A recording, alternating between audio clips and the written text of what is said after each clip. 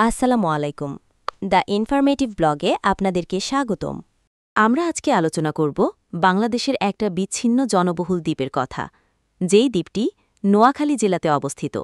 দ্বীপটির নাম হল হাতিয়া।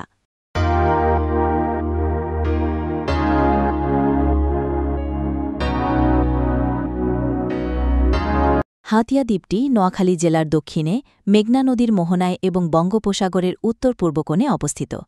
আয়তন প্রায় ১৫০০-১৬০০ বর্গ কিলোমিটার, জোয়ারভাটার সাথে পরিবর্তনশীল। একাধিক দ্বীপ ও চর, যেমন নিঝুম দ্বীপ, চর ক্লার্ক, চর কিং, লালচর, চর জব্বার ইত্যাদি মিলিয়ে হাতিয়ার মূলভূমি। এই দ্বীপে প্রায় ৭ থেকে ৮ লক্ষ মানুষের বসবাস। কিন্তু এখানে এত মানুষের বসবাস হওয়ার পরও এই দ্বীপটি সারাটা জীবন অবহেলায় অযত্নে পড়ে রয়েছে। সরকারিভাবে আজও এই দ্বীপটিতে তেমন কোনো উন্নয়নমূলক কাজ করা হয় নাই। ৮ লক্ষ মানুষের জন্য এই দ্বীপে রয়েছে কেবল একটিমাত্র সরকারি হসপিটাল, তাও আবার ৫০ বেড বিশিষ্ট। নেই পর্যাপ্ত ডাক্তার, নেই পর্যাপ্ত নার্স। আজ পর্যন্ত এই হসপিটালে কখনো কোনো ভালো মানের ডাক্তার সরকারিভাবে দেওয়া হয়নি। নেই ভালো মানের কোনো নার্স। এই দ্বীপের মানুষের যদি কোনো সমস্যা বা অসুস্থতা দেখা দেয়, তাহলে এই দ্বীপের মানুষকে শহরমুখী চিকিৎসা ব্যবস্থার জন্য প্রস্তুতি নিতে হয়। কিন্তু অতি দুঃখের সাথে বলা যাচ্ছে যে শহরমুখী চিকিৎসা ব্যবস্থার জন্য মানুষ যে প্রস্তুতি নিবে, সেক্ষেত্রে হাতিয়া থেকে বের হওয়া খুবই বিপজ্জনক।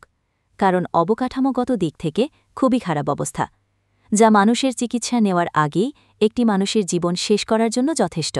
হাতিয়া দ্বীপ থেকে উন্নত চিকিৎসার জন্য বা জীবনযাত্রার মান পরিবর্তনের জন্য প্রতিনিয়ত হাজার হাজার মানুষকে মেঘনা নদী পাড়ি দিতে হয়। কিন্তু সেই মেঘনা নদী পাড়ি দেওয়ার জন্য নেই কোনো উপযুক্ত নৌযান অথবা ফেরি পারাপারের ব্যবস্থা। এই ২০২৫ সালের মতো সময় এসেও হাতিয়ার মানুষকে উন্নত চিকিৎসার জন্য অথবা জীবনযাত্রার মান পরিবর্তন করার জন্য যখনই হাতিয়া দ্বীপ থেকে বের হতে হয়, তখনই উন্নত যাতায়াত ব্যবস্থার কারণে আজকের সময়ে এসে শত শত মানুষের জীবন হুমকি সম্মুখীন। এখনও প্রতিনিয়ত ট্রলার ডুবি, স্পিডবোট ডুবি সহ নানান সমস্যার সম্মুখীন হতে হয় দ্বীপ হাতিয়ার মানুষকে। শত বছরের পুরনো এই দ্বীপের মানুষগুলো আজও আধুনিকীকরণের ছোঁয়ায় আসতে পারেনি। আমাদের দেশে সরকার ডিজিটাল হয়েছে, করেছে দেশকে ডিজিটাল। শহরকেন্দ্রিক হয়েছে মেট্রো স্টেশন, এলিভেটেড এক্সপ্রেস, আরও কত না উন্নয়নমুখী কর্মকাণ্ড। কিন্তু দুঃখের সাথে বলা যাচ্ছে আজও হাতিয়া দ্বীপটি এই ডিজিটাল ছোঁয়ায় আসতে পারেনি। এখনও একটু চিকিৎসার জন্য, একটু ভালো থাকার জন্য মানুষকে নদী পাড়ি দিতে গিয়ে জীবন দিতে হচ্ছে। জীবন দিতে হচ্ছে শত শত প্রেগনেন্ট মা বোনদেরকে। জীবন দিতে হচ্ছে হার্ট অ্যাটাক করা রোগীদেরকে।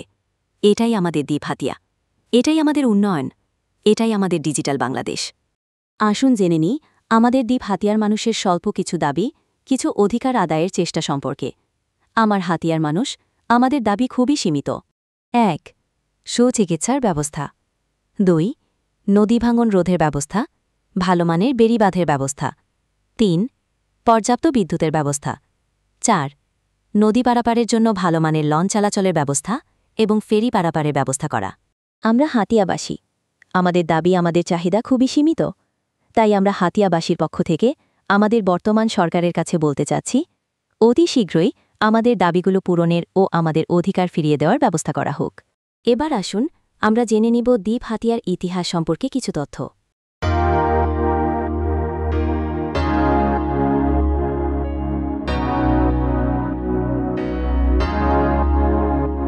হাতিয়া দ্বীপ প্রাকৃতিকভাবে গঠিত হয়েছে মেঘনা এবং এর শাখা নদীগুলোর পলিজমে। এই প্রক্রিয়া শতাব্দীর পর শতাব্দী ধরে চলেছে।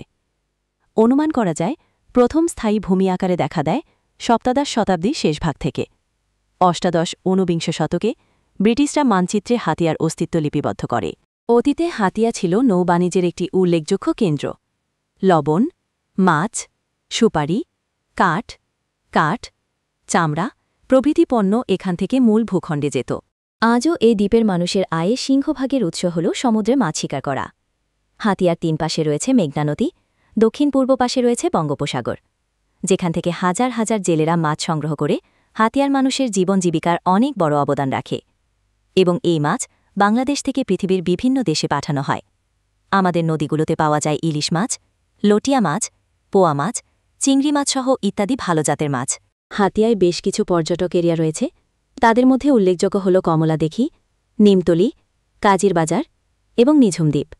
২০০১ সালে সরকার নিঝুম দ্বীপকে জাতীয় উদ্যান ঘোষণা করে। এখানে হরিণ, বানর, শিয়াল বিভিন্ন প্রজাতির পাখি ও সামুদ্রিক কচ্ছপ পাওয়া যায়। আবহাওয়ার ঝুঁকি: ঘূর্ণিঝড়, জলোচ্ছ্বাস, নদী ভাঙন, বর্ষাকালে প্লাবন। ভূমি পরিবর্তন: প্রতিবছর নতুন চর জাগে, আবার পুরনো ভূমি নদীতে বিলীন হয়। বর্তমান অবস্থা ও সমস্যা: যোগাযোগ: নৌপথেই প্রধান, শীতকালে যাতায়াত সহজ হলেও বর্ষায় কঠিন হয়। শিক্ষা ও স্বাস্থ্য: শহরাঞ্চলে কিছু কলেজ ও হাসপাতাল থাকলেও প্রত্যন্ত চরে সুবিধা কম। বন্যা ও ভাঙন: মেঘনা ও বঙ্গোপসাগরে ঢেউয়ে প্রতিবছর শত শত পরিবার বাস্তুচ্যুত হয়।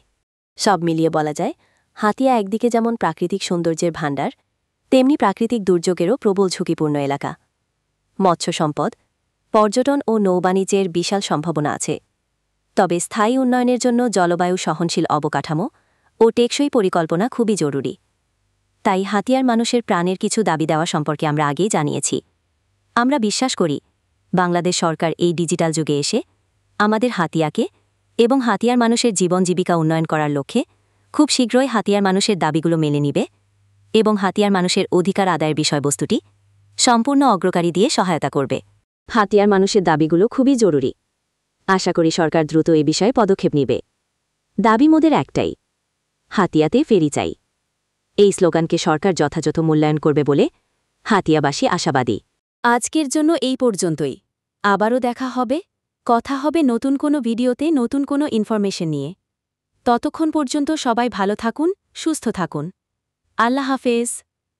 আমাদের ভিডিওগুলো যদি ভালো লাগে তাহলে আমাদের চ্যানেলটি লাইক, কমেন্টস এবং সাবস্ক্রাইব করতে ভুলবেন না।